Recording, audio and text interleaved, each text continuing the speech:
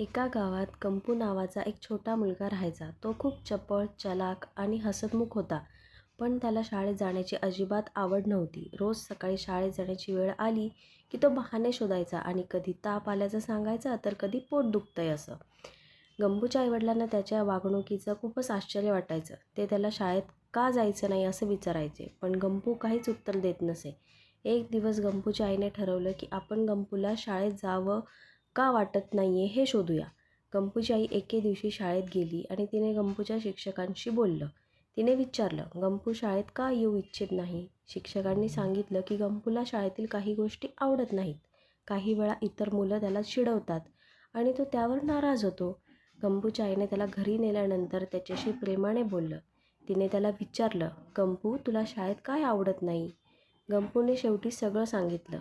त्याला अभ्यासाचे विषय कठीण वाटायचे आणि इतर मुलं त्याला चिडवायची, म्हणून त्याला शाळा आवडत नव्हती.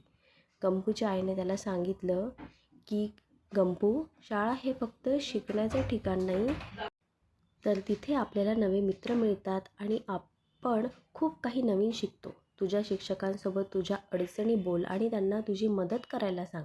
गंपूने दुसऱ्या दिवशी ठरवलं की तो शाळेत जाईल आणि त्याच्या शिक्षकांसोबत त्याच्या अडचणी बोलेल. शिक्षकांनी गंपूला समजून सांगितलं की त्याला अधिक सोप्या पद्धतीने शिकवण्यास सुरुवात केली.